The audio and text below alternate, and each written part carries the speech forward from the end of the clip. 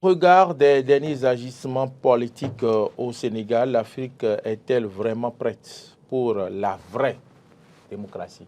Une vraie démocratie, qui n'est pas une démocratie Nescafé, qui n'est pas une démocratie comment dit-on, café et Milo, ou qui n'est pas une démocratie Lipton. C'est-à-dire que la vraie démocratie, tout simplement. Ce n'est pas une démocratie, dictature du développement. Dictature du développement, par exemple. Voilà. Est-ce que l'Afrique, elle est vraiment prête? Oui. Lorsqu'on sait que depuis quelques années, sauf sur le continent Laurent Roland, Tony Kess, Adrien Tchoumakou, le vent du troisième mandat, et que certains présidents ont réussi à tripatouiller leur constitution pour pouvoir donc s'éterniser au pouvoir. Suivez mon regard. Aujourd'hui, l'on est surpris. Les Sénégalais sont surpris. Et même la Constitution même est étonnée au Sénégal que le président prolonge son mandat d'un an. Ça ne va pas se rater, même si on parle de 10 mois, ça ne va pas rater. C'est presque un an puisqu'il faut faire les élections, installer le nouveau président et tout. Certains Sénégalais disent qu'eux-mêmes, ils ne comprennent pas. Didi Awadi a dit qu'il ne comprend pas jusque-là. Pourquoi il y a eu report des élections? Il ne comprend pas. Puisque tous ceux dont on parle, lui, ne comprend pas. Et d'autres disent qu'il paraît que le Conseil constitutionnel est corrompu. Et c'est pour ça que le président a donc prolongé son mandat. Ça a quoi à voir? Et voilà, eux-mêmes, ils sont bleus et la population même ne comprend plus rien. Cela amène à s'interroger autour de nous, tout ce qui se passe, tout cela mis ensemble, est-ce que l'Afrique est-elle vraiment prête pour expérimenter cette démocratie dont on parle si tant, lorsqu'on sait que dans les pays développés comme la France, plusieurs mois à l'avance, on sait celui qui doit remplacer le président au pouvoir? Adrien Tchoumakou.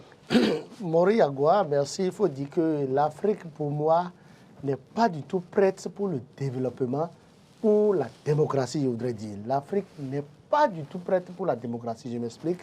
Vous savez, nous sommes en train de copier les Occidentaux, mais nous copions mal les Occidentaux. Quand vous allez au Danemark, par exemple, je vais parler terre à terre.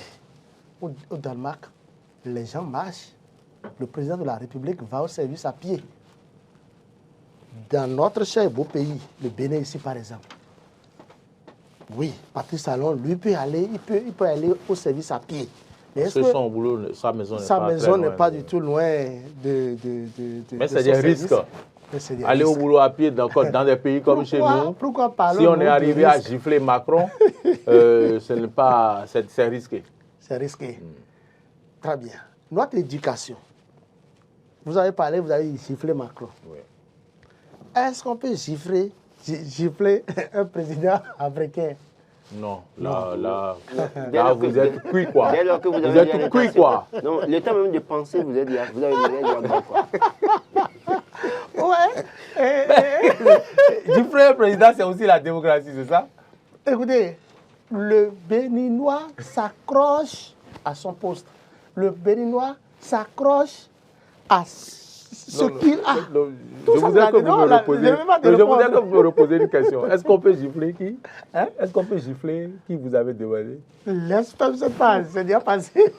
Est-ce que vous pouvez croire que la Cour constitutionnelle du Bénin a rendu le 18 janvier 2024 une décision, et pas de la Cour de Sousa, je viens de lire tout à l'heure même cette décision, qui dit que tout individu peut appeler Patrice Talon à réviser la Constitution et faire un troisième mandat. Et que ce n'est pas qu'on est en train de troubler l'ordre public. C'est ici, vous pouvez lire. Allez sur Banoutou. Vous voyez ce que je dis. Autrement dit, notre Constitution, bien que la Constitution que nous avons, bien que cette Constitution, il est écrit noir sur blanc, que aucun président, personne de sa vie ne peut faire plus de 2 mandats et que la Cour avait validé ça, la Cour sait ça, tout le monde sait ça. La même Cour nous dit, quand quelqu'un appelle le chef de l'État à réviser la Constitution, sinon, on ne peut plus clair, c'est Bertin Kouovi qui avait appelé Patrice Talon à réviser la Constitution pour pouvoir briguer. Il avait été convoqué à la Cour constitutionnelle. Il a été convoqué, surtout. La décision est tombée. Il n'a même pas répondu. La décision est tombée maintenant et c'est dit clairement qu'il n'a pas violé la Constitution. Il n'a même pas répondu à la convocation. Ces propos ne peuvent même pas troubler l'ordre public. D'accord. Nous pouvons faire des interprétations juridiques, bon, pas juridiques, politiques. Est-ce que ça, là, c'est la démocratie? Est-ce que ça, c'est la démocratie? C'est la question que je vous pose. Répondez-moi, c'est moi qui pose la question ici. C'est pour vous dire quoi? Est-ce que ça, là, c'est la démocratie? Nous sommes très, très loin de dire que nous allons faire la démocratie en Afrique. Moi, je pense le contraire. Je pense qu'il est souhaitable que nous ramenions ce que nos aïeux avaient vécu, la royauté. Monarchie. La monarchie. La monarchie. Mais quand pour un pays comme le Bénin qui a plusieurs royaumes, quand telle personne est roi, qu'il soit là jusqu'à vie. Oui, mais le problème à dire, quand vous parlez de monarchie, quand vous allez au Danemark, on parle de roi. Quand vous allez en Angleterre, on parle de roi. Quand vous allez dans ces d'autres pays d'Europe, on parle de roi, d'accord. En Espagne, par exemple. Mais ici, au Bénin, vous avez plusieurs royaumes. Vous avez Niki, vous avez Alada, vous avez Abomey. Si on va faire un système monarchique, là, quel sera le roi qu'on va mettre en valeur? On va faire élection entre les rois. Le problème, c'est quoi? Non, ça pose un problème. Donc, mais maintenant, pour répondre à la question de Maurice Agua, écoutez, quand on parle de l'Afrique, est-elle vraiment, parce que vous avez dit vraiment, prête pour la vraie démocratie, parce que c'est pas ça. L'Afrique est bel et bien prête pour la démocratie. Et je m'explique. La démocratie, c'est une forme de gouvernement dans laquelle la souveraineté appartient au peuple. Qui a donné le pouvoir au chef d'État d'Afrique dont vous parlez? C'est le peuple qui manifeste cette démocratie à travers les urnes. C'est le peuple. Le problème de l'Afrique... Je ne vous arrête pas. Ce matin, j'ai suivi Mahaman sur RFI et qui, dans ses satires, disait que le mot peuple semble disparaître dans notre démocratie. Justement, jusque nous avons des gens, des citoyens, dès lors, d'abord, quand ils sont la touche, ils sont de vrais démocrates et de vrais patriotes. Dès lors qu'ils ont le pouvoir, ils ne sont plus démocrates. C'est le problème de l'Afrique, ça. Prenez le cas de Alpha Condé. Il a critiqué Lansana Conté toute sa vie. Il a eu le pouvoir. Démocratiquement parlant, il a échoué. Prenez le cas de Ouattara. Il est resté là, à alimenter la crise dans son pays avec Guillaume Soro. Il a pris le pouvoir, Guillaume Soro a eu pour son compte. Et là, il est en train de faire 3e mandat. Et Dieu sait s'il veut partir à plus de 80 ans encore. Mais écoutez, prenez le cas de Patrice Talon au Bénin avec son gouvernement. Ils ont critiqué Boni Yayi dans tous les sens dans ce pays. Mais ils sont au pouvoir. Les mêmes choses qui ont été reprochées. Le téléphone sonne, il me semble. Est-ce qu'il y a quelqu'un en ligne? Les mêmes choses qui ont été reprochées à Boni Yayi aujourd'hui sont reprises à bien des égards aujourd'hui au Bénin. Pour vous dire quoi? Le problème de démocratie en Afrique, ce n'est pas le peuple, en réalité le problème. C'est les élites le problème. Dès lors, aussi longtemps que les élites, parce que la démocratie, nous l'avons importée d'où? Importée d'où? De l'Europe, des Amériques. Et là-bas, les gens n'ont pas ce problème. Les gens n'ont pas ce problème. Si ce n'est pas Donald Trump qui a voulu foutre le bordel dans son pays au cours de la dernière présidentielle, si ce n'est pas lui là. Et qui veut venir encore si ce n'est pas lui, est-ce que vous avez entendu? Les gens nous ont donné quelque chose. D'abord, nous avons vu. Les gens disent que non, la démocratie n'est pas adaptée à l'Afrique.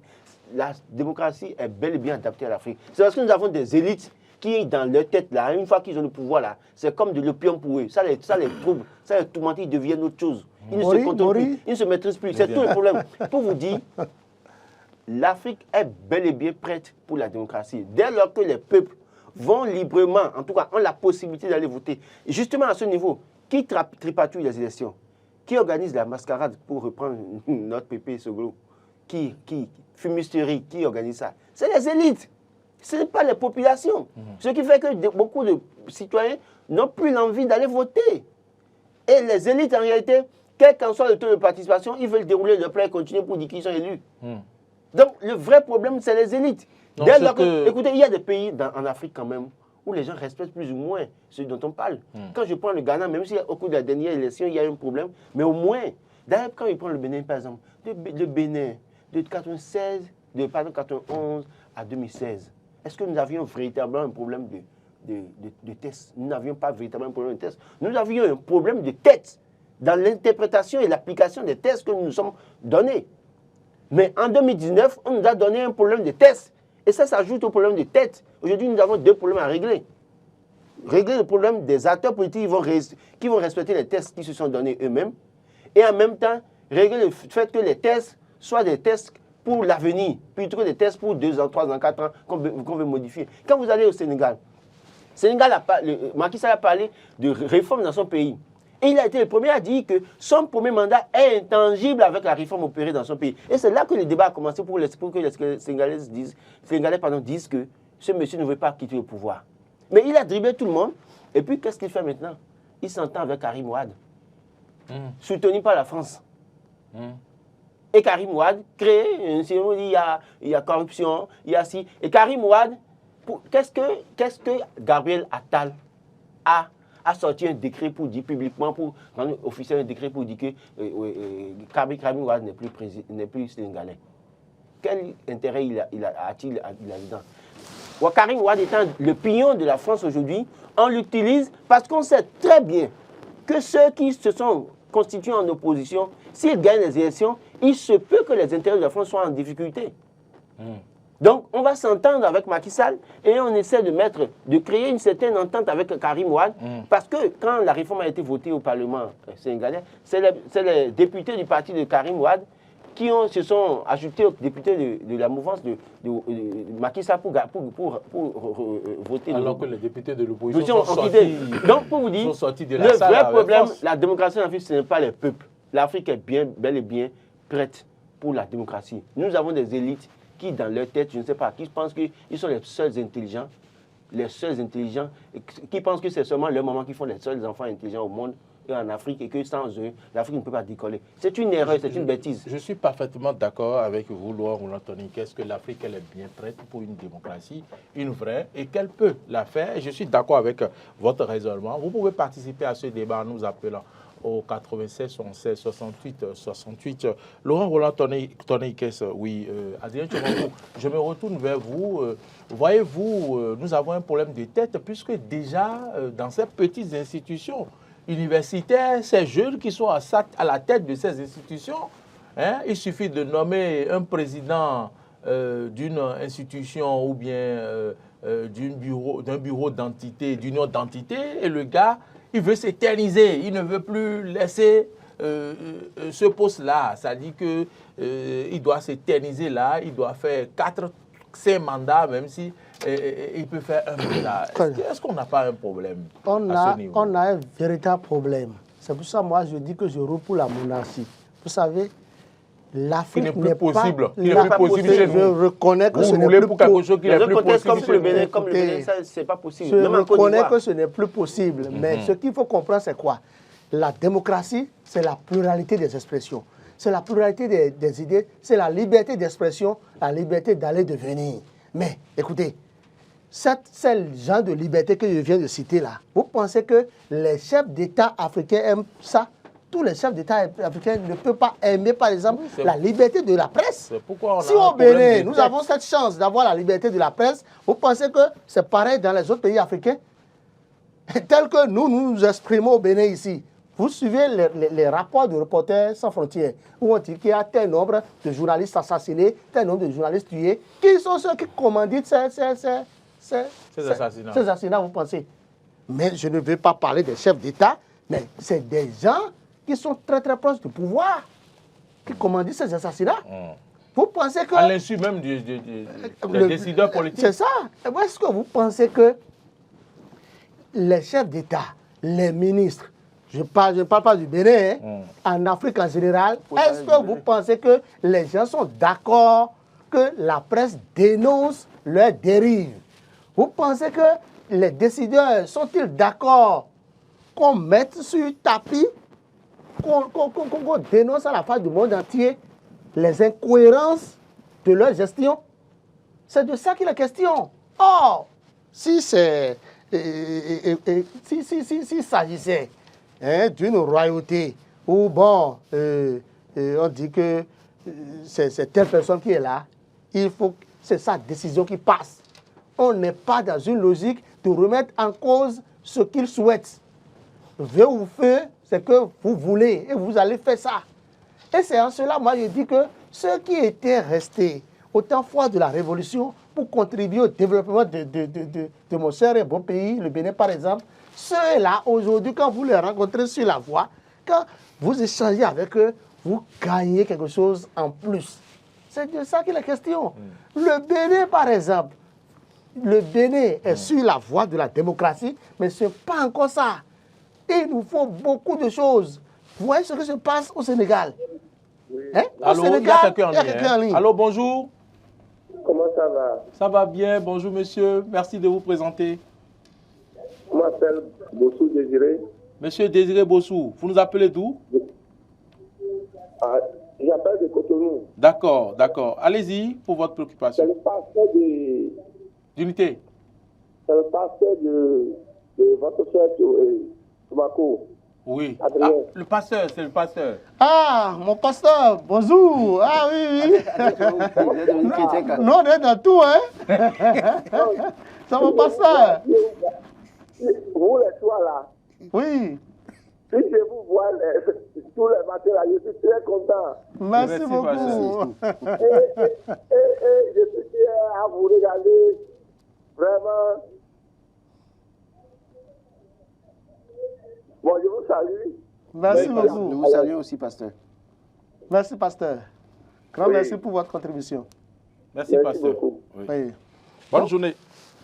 Vous voyez un peu ce que je dis. Oui. Vous pensez qu'au Bénin, par exemple, des gens veulent que Patrice Talon parte? Vous pensez que... Même si lui-même a la volonté, il y a des gens qui Talon ne veulent pas partir. qu'il parte. Parce le chef de l'État, tant que lui, il est là, ils sont en train de bouffer, tout va bien, les affaires marchent. Les gens roulent carrosse. Oui. Ils sont à l'aise. Ils vivent dans la climatisation. Oui. Et vous voulez que celui qui permet qu'il jouisse de ses fruits, que l'intéressé parte, ils vont devenir quoi? Ah, non. Oh, c'est ça la démocratie.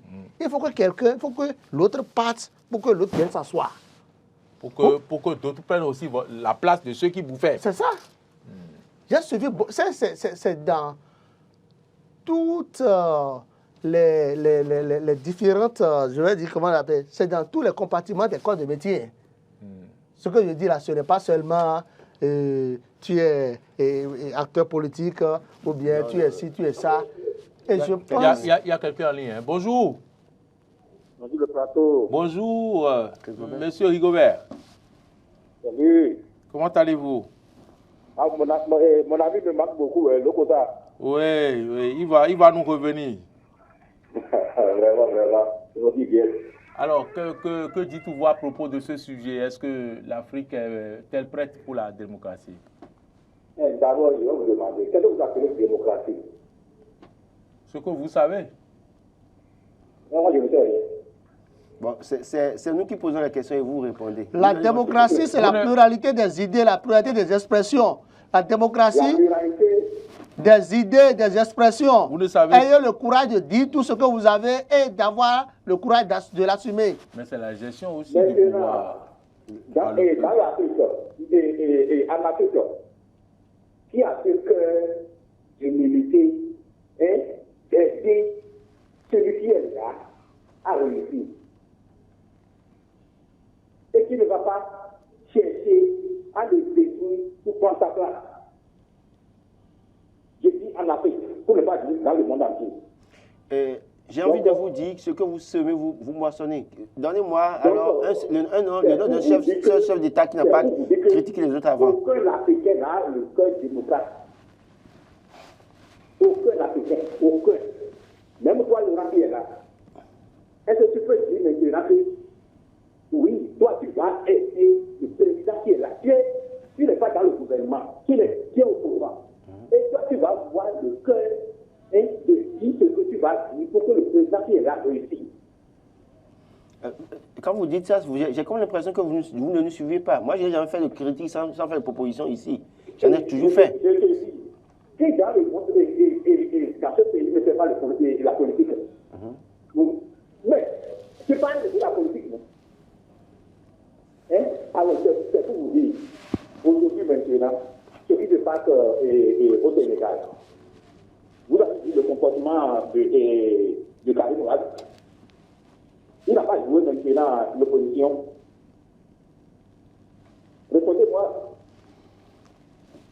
Comment il s'appelle maintenant son nom? Monsieur Rigobert. Monsieur Rigobert, Oui.